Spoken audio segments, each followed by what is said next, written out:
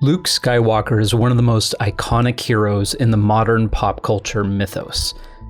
He has been an icon for generations. For many people, he's the very embodiment of a good guy. The foil to the archetype of evil known as Darth Vader, Luke Skywalker is a true hero. So it shouldn't be surprising that audience response was mixed when The Last Jedi showed us an aging, bitter, cynical version of the character. This portrayal of Luke was rejected by many lifelong fans, and remains one of the central criticisms of the movie. I feel like hundreds of well-made, thoughtful pieces about The Last Jedi have already been published, so I'm not going to discuss the movie as a whole. I just want to focus on one idea. Luke Skywalker has PTSD.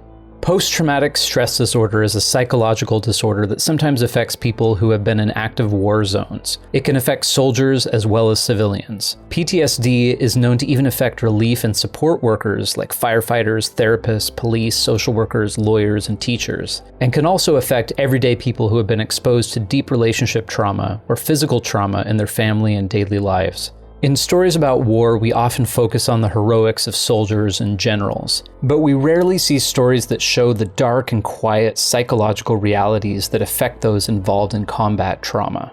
PTSD is part of the cost of war, and is often overlooked by storytellers. When we do see PTSD, it's usually part of the backstory of a psychopath who goes untreated and later kills people as a result of their mental affliction. While in reality, most people who suffer from PTSD are at far, far greater risk at killing themselves than anyone else. Anyone can develop PTSD at any age. This includes war veterans, children, and people who have been through a traumatic event such as a physical or sexual assault, abuse, accidents, disasters, or any kind of violence. According to the National Center for PTSD, about 7 or 8 out of every 100 people will experience PTSD at some point in their lives. In very simplistic terms, PTSD happens when something traumatic affects someone, and the victim can't emotionally process it. Often this is because there isn't time to contemplate what happened, or there isn't anyone they can talk to during the aftermath of the crisis. Some factors that increase the risk for PTSD include childhood trauma, living through dangerous events, getting hurt, seeing another person hurt, or seeing a dead body, feeling horror, helplessness, or extreme fear, having little or no social support after a traumatic event, dealing with extra stress after a traumatic event, such as the loss of a loved one, pain and injury, or loss of a job or home, having a history of mental illness or substance abuse. Did Luke experience trauma? He sure did. After his mother died when he was an infant, he was raised as an orphan by disapproving and emotionally distant family members. As a teenager, he found their charred remains and joined a group of strangers who were part of a radical and violent group of rebels. Shortly thereafter, he witnessed the death of his newfound mentor, who had been his only meaningful connection to his parents. He then flew as a backup pilot in a large attack and ended up killing countless people on the Death Star. Remember, even though he may have done the right thing, taking the life of another person, even one person, has an enormous psychological toll. Imagine what he went through when it caught up to him that he had killed hundreds of thousands of people all at once. He was nearly killed by a Wampa, was mid-conversation with a friend who suddenly was killed. Then he killed a bunch more people while also trying not to die. He lived with the guilt of failing to save Han from Darth Vader.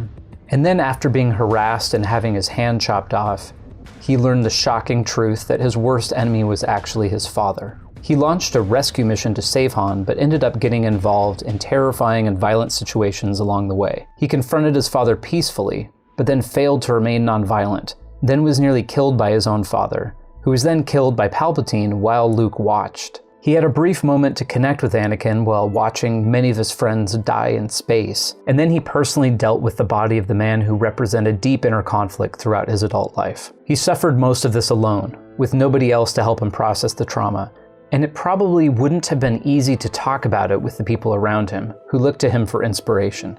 Now, we could imagine a version of the story where Luke went through a few years of counseling after the Battle of Endor, and began his Jedi Academy with a strong sense of mental health. But Rian Johnson chose an unexpected but very believable alternative. Luke suffered alone. His unaddressed psychological trauma worsened over time, and when he suspected that Ben Solo had begun to turn to the dark side, and could potentially undo everything that Luke had suffered for throughout his life, Luke snapped for a brief moment.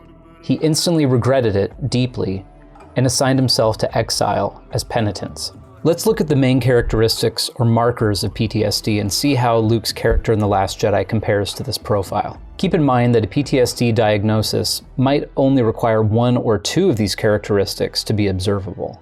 1. Paranoia and mood disorders. Trouble remembering key features of traumatic events. Negative thoughts about oneself or the world. Distorted feelings like guilt or blame. Loss of interest in enjoyable activities. These symptoms can make the patient feel alienated or detached from friends and family members. If this doesn't describe Luke's relationship with Ben and his memories of that event, I don't know what does. The paranoia is even evident from the fact that Luke was so deeply suspicious about Ben's possible involvement in the dark side. Was Ben actually turning to the dark side at that point? Or did Luke's paranoid behavior drive Ben away from the light? 2. Reactivity and arousal. Being easily startled. Feeling tense or on edge. Having difficulty sleeping. Having angry outbursts. We see these mannerisms in Luke throughout The Last Jedi, which raises a story question. Did Luke actually cut himself off from the Force as he claimed? Or was his PTSD keeping him from being in harmony with the Force around him? 3. Avoidance.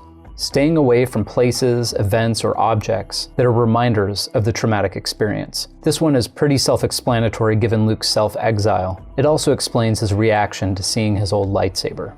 4. Flashbacks and nightmares, often triggered by everyday events, which cause the patient to become re-traumatized. Luke's obsession with the night he turned on Ben is evidence of this kind of easily triggered revisitation of trauma. 5. PTSD is often accompanied by depression, substance abuse, or any one of the other anxiety disorders. I'm not sure if he had begun abusing substances, though it's hard to know what exactly was in that green milk, but we definitely see plenty of signs of depression and anxiety in Luke's behavior. While it's certainly not recommended for PTSD victims to entirely avoid triggers and isolate themselves, Luke's behavior in The Last Jedi is extremely common for people who have been through repeated trauma, especially at the level, frequency, and intensity that he experienced. The portrayal of Luke in The Last Jedi was an unexpected choice, but it's an honest choice that shows part of the true cost of war. It's refreshing to see a character who's affected in a realistic way, and who struggles with mental health in a way that is relatable to anyone who has experienced a similar type of depression or anxiety response. Aside from the conclusion to The Hunger Games, I can't think of another contemporary pop media story that portrays wartime trauma and its effects on our heroes. Mental health is a deeply human, relatable concern, and this story choice brought unexpected nuance and depth to a character who we all deeply love. Use the comment section below to tell me what you think, and please consider sharing with someone who might enjoy joining in on this discussion. Thank you for watching, and may the Force be with you.